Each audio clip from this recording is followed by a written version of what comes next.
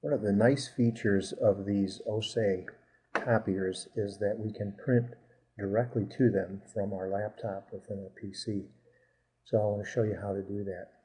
First thing that I would do is log into the intranet. I'm using Internet Explorer. I'm at the district page. I'm going to go to the Cary Grove page, but you can do this from any of the schools. Because over here at your school, under Quick Links, we have added a link to connect to a printer at, in this case, Cary Grove. By clicking that link, it brings up a web page listing all of the printers that are available to be installed on your machine. And if I look down the list, I see Copier 1, Copier 2, Copier 3 in C4. So I'm going to choose Copier 3. If I double click that, wow, you saw a very quick flash of a little flashlight swinging around. It found the printer, installed the driver on my machine, so I can close this window, and now ready to print anything that I choose on that particular copier. So I have a document here that I'm going to bring up, and actually it shows how to do what I'm showing you in this video. But I'm going to print this to the copier, and I'll show you how that's done and some of the options. I generally use Control P to print, but you can also go to the Microsoft button and come down to Print and choose Select a Printer. Control P is much easier. I'm sure that's what most of you use. Now, by default, it has selected that printer that I just added the driver here.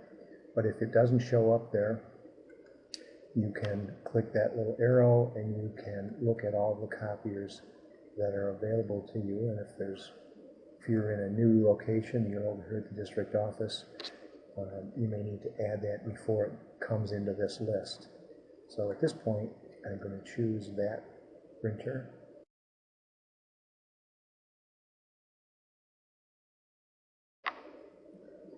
Now before you just go ahead and click OK to send that off to the copier, let's explore what other options we have. I'm going to click the Properties button, and it will show me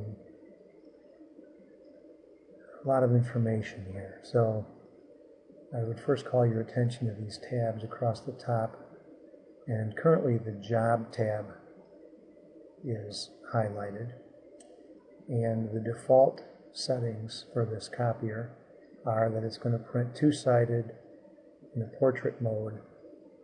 If we were stapling, the binding edge would be the long edge.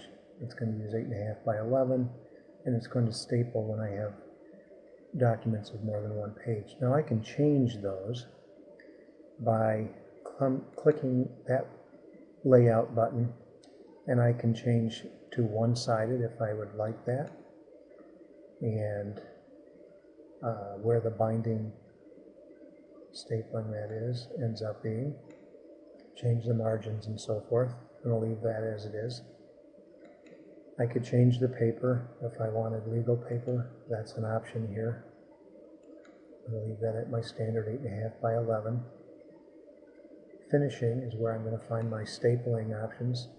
Right now it's set to staple. Let's just for this demonstration say not staple, and we'll leave it like that. And images, if I wanted to add a watermark, I could do that.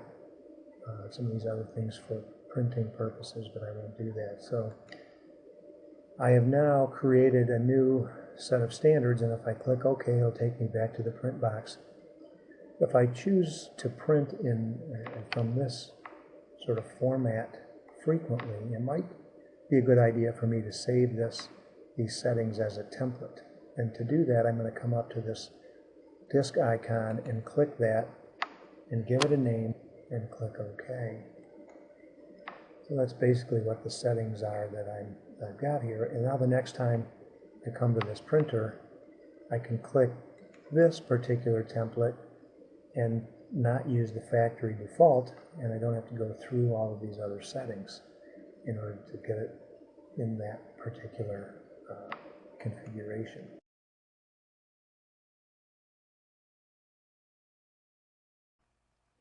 There's one more feature that I can make you aware of, again by selecting the Properties button. We go back to that page we just left, and instead of the Jobs tab, if I select the Printer tab, you get some up-to-date information on how much paper is in various trays, what the toner level is. Once it gets the information back from the copier, it will also tell me how many staples are in the machine. So you can see if all those things are good to go, or if you have to load some paper before you print down to that machine. So give that a try.